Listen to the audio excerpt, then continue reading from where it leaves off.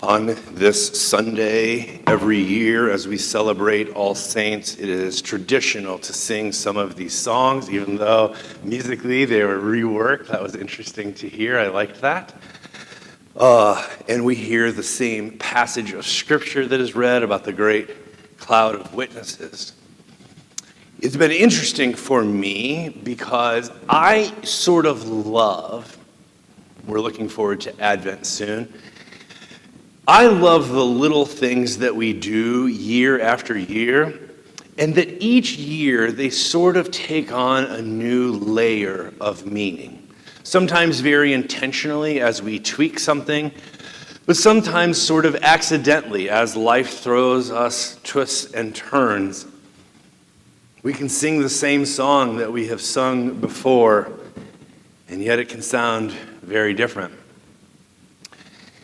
Find myself in an interesting place when I think about concepts like the great cloud of witnesses, because both my mother and now my father have gone to be a part of this Holy Communion. And it's interesting to sing songs like, "Great is thy faithfulness." When they were sung at my father's memorial, they took on a new layer of meaning.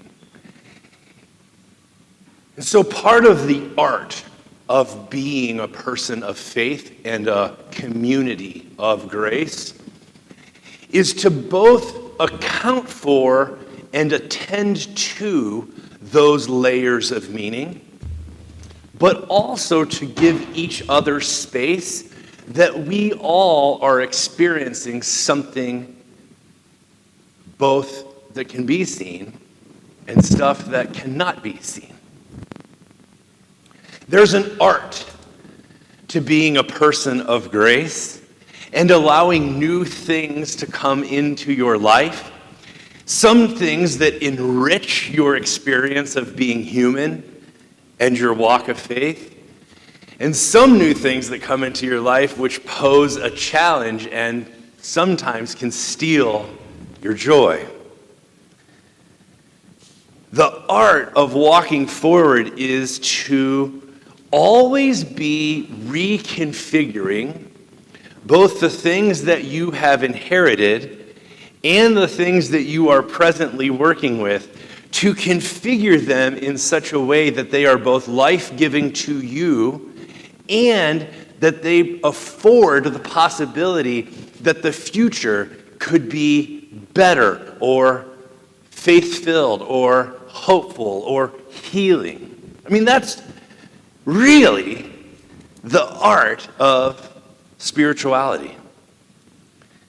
When we talk about this great cloud of witnesses, we are talking not just about those who go back through antiquity in history and the reach around the world of the human race that we are a part of.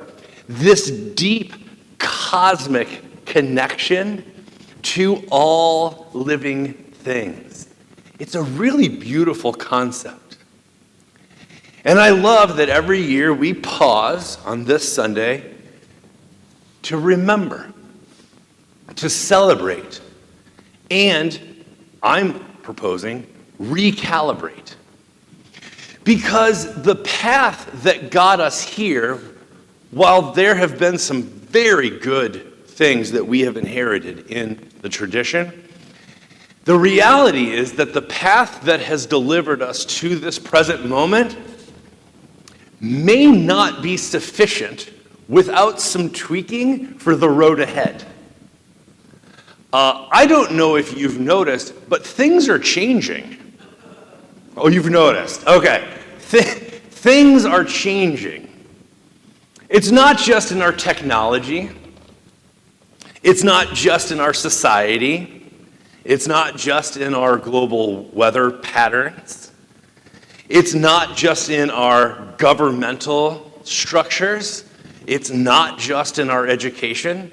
It's not just in our environment. Did I say economy? It's not just in our economy. That list got really long, by the way. No wonder I forgot one. Things are changing. Things are changing in our families. For those who are caring for the generation before them and trying to stay connected to the generation that has come behind them. Boy, a lot is changing all at the same time. And that's why, for some people, they actually have wanted for religion to be the one unchanging thing. Because in the formula of life, there are so many variables. Wouldn't it be nice if there was one given? One constant? Something that you could count on that didn't change. You could sort of anchor to it or tether to it. And as the tides rose and fell and the waves came in and pulled you back out, you would have something stable that you could know this will never change. And I agree, it would be nice if there was something like that, but I have bad news. Religion is never going to be that. The very nature of religion, and for me and you, the Christian religion, is that it is a living tradition. Like the text of Scripture is a living word, it speaks anew every time it is rehearsed or repeated.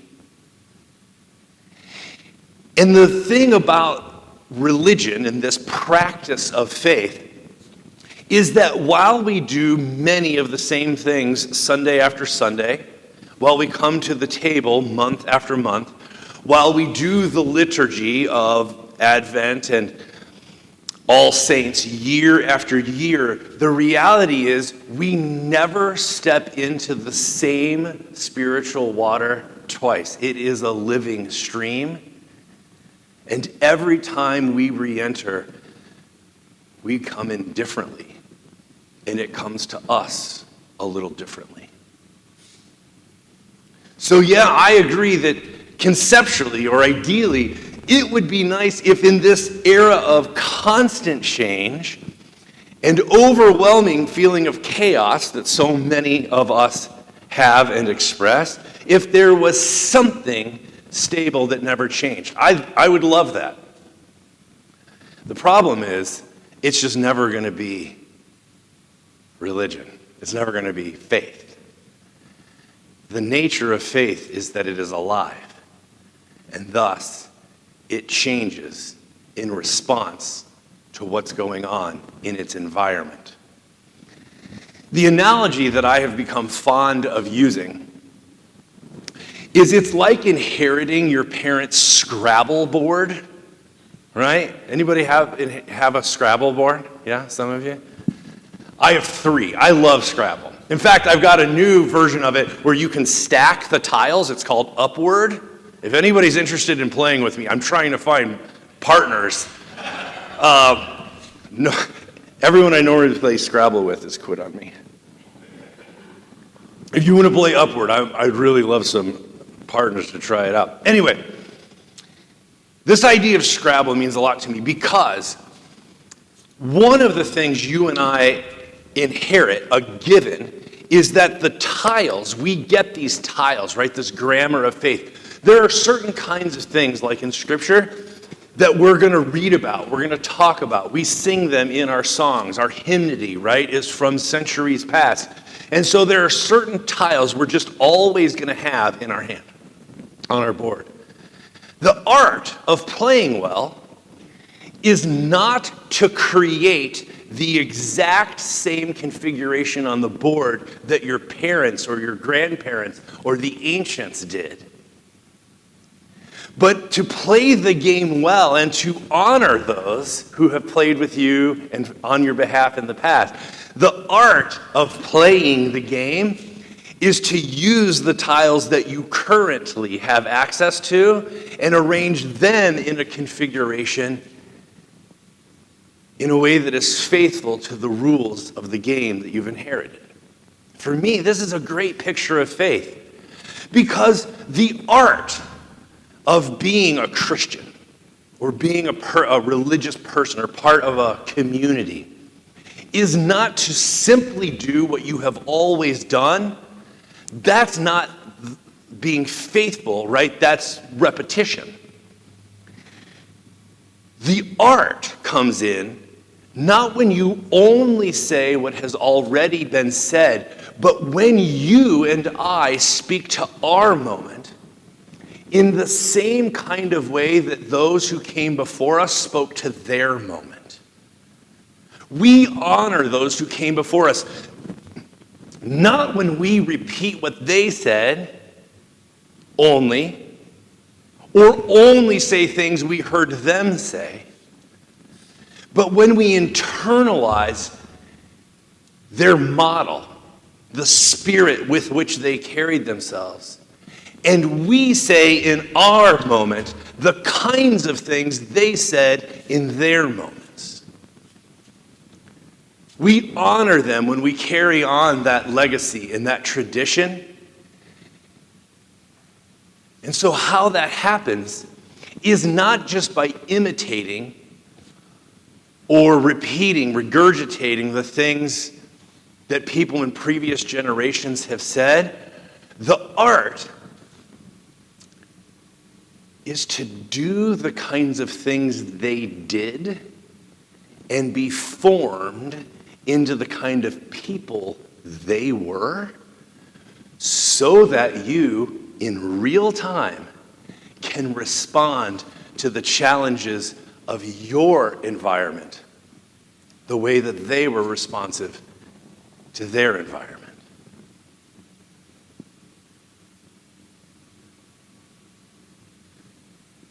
To be the kind of people who have been shaped by grace, that have learned to trust when life is difficult,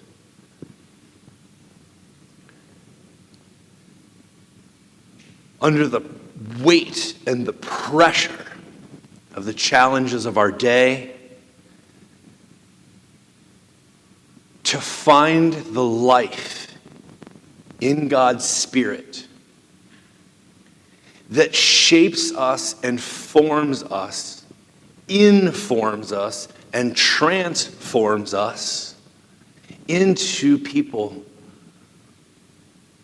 who are of great service to their community in their time, facing their needs.